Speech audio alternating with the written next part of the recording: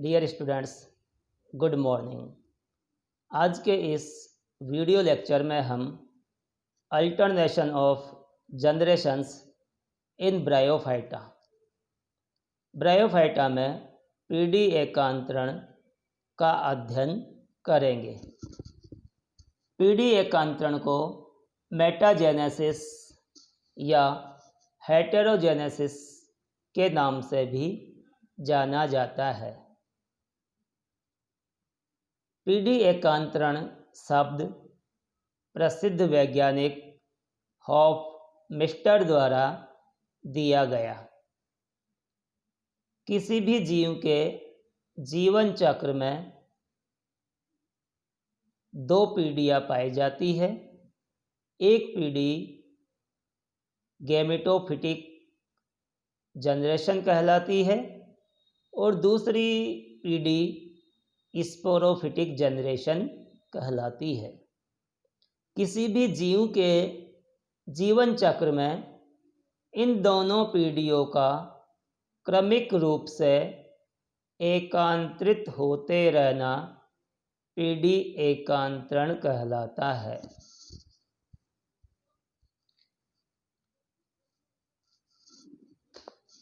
जैसे ये गैमेटोफाइट पादप शरीर है जो हैप्लॉइड होता है। ब्रायोफाइटा में गैमेटोफाइट की डोर्सल सरफेस पर मेल सेक्स ऑर्गन और फीमेल सेक्स ऑर्गन का निर्माण होता है, जिनमें क्रमशः male gamete and female gamete का निर्माण होता है। दोनों आपस में फर्टिलाइजेशन करके एक डिप्लॉइड स्ट्रक्चर जाइगोट का निर्माण कर लेते हैं। जाइगोट आगे डिवीजन करके स्पोरोफाइट का निर्माण कर लेता है। इस स्पोरोफाइट में मियोसिस द्वारा हैप्लॉइड स्पोर्स का निर्माण हो जाता है। ये हैप्लॉइड स्पोर्स जर्मिनेशन करके गैमेटोफाइट का निर्माण कर लेते हैं। इस प्रकार गैमेटोफाइट से स्पोरोफाइट और स्पोरोफाइट से वापस गैमेटोफाइट का निर्माण हो जाता है। फिर गैमेटोफाइट से स्पोरोफाइट और स्पोरोफाइट से फिर गैमेटोफाइट का निर्माण हो जाता है। इस प्रकार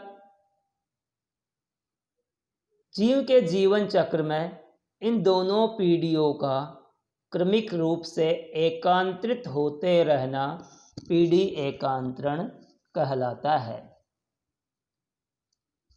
ब्रायोफाइटा में पीढ़ी एकांतरण हेटेरोमॉर्फिक प्रकार का होता है। इस प्रकार के पीढ़ी एकांतरण में दोनों पीढ़ियाँ एक दूसरे से आकारिकीय रूप से भिन्न होती है।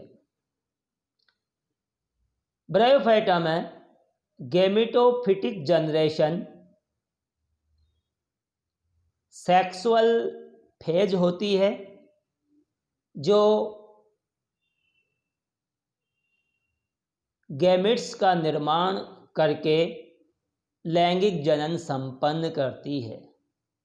ब्रायोफाइटा में गैमेटोफाइट प्रभावी पीढ़ी होती है।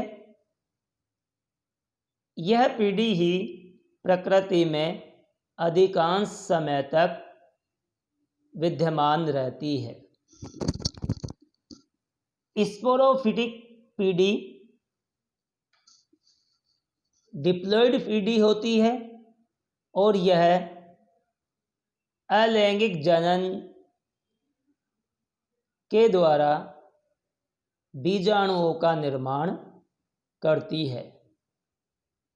ब्रायोफाइटा में स्पोरोफाइट अप्रभावी पीढ़ी होता है और यह वाटर एंड न्यूट्रिशन के लिए गैमेटोफाइट पर निर्भर रहता है। यदि पीडी एकांतरण को फ्लो चार्ट के माध्यम से समझा जाए तो ब्रायोफाइटा में गैमेटोफाइट हैप्लॉइड होता है। इस हैप्लॉइड गैमेटोफाइट पर male sex organ antheridium and female sex organ archegonium का निर्माण होता है। मेल सेक्स ऑर्गन में मेल गैमेट एंथेरोजोइड और आर्किगोनियम में फीमेल गैमेट एग का निर्माण होता है। इन दोनों में फर्टिलाइजेशन के फलस्वरूप एक डिप्लॉइड स्ट्रक्चर का निर्माण होता है जो जाइगोट कहलाता है। यह जाइगोट माइटोसिस द्वारा डिप्लॉइड स्पोरोफाइट का निर्माण कर लेता है। ब्रायोफाइटा में स्पोरोफाइट 3 भागों में विभक्त रहता है।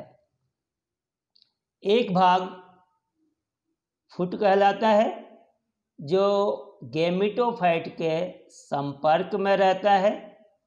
दूसरा भाग सीटा कहलाता है और तीसरा भाग कैप्सूल कहलाता है। कैप्सूल में डिप्लॉइड स्पोर मदर सेल्स पाई जाती है जो मियोसिस द्वारा हैप्लॉइड स्पोर्स का निर्माण कर लेती है।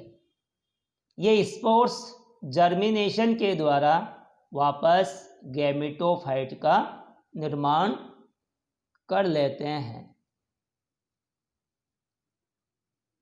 मोसेज में स्पोर जर्मिनेट होकर एक हरी तंतुवत संरचना का निर्माण करते हैं जो प्रोटोनीमा कहलाता है और यह प्रोटोनीमा बाद में गैमेटोफाइट का निर्माण कर देता है। इस प्रकार से गैमेटोफाइट से स्पोरोफाइट और स्पोरोफाइट से वापस गैमेटोफाइट का निर्माण होता रहता है। इस प्रकार देखा जाए तो गैमेटोफिटिक जनरेशन की प्रथम कोशिका बीजाणु होती है और इस जनरेशन की अंतिम कोशिका गैमेट्स होते हैं। इसी प्रकार स्पोरोफिटिक जनरेशन की प्रथम कोशिका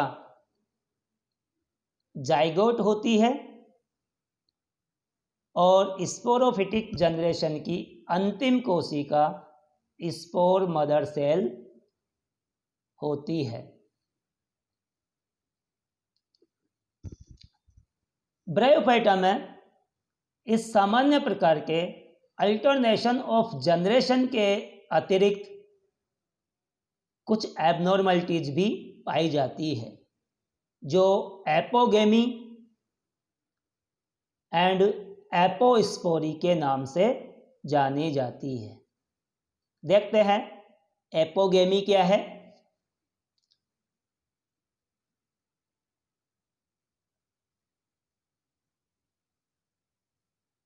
जब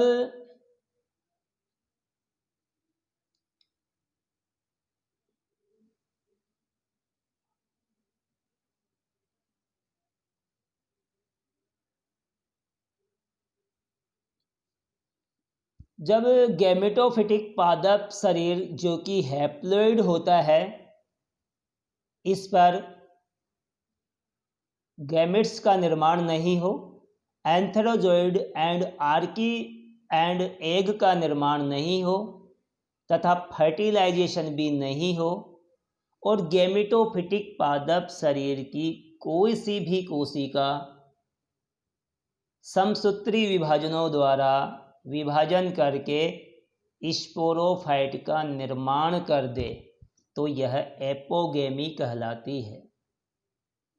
एपोगेमी के फलस्वरूप बना स्पोरोफाइट हैप्लॉइड होता है, क्योंकि यहाँ पर फर्टिलाइजेशन नहीं होता है। ठीक उसी प्रकार से एपोस्पोरी में स्पोरोफाइट पादप शरीर में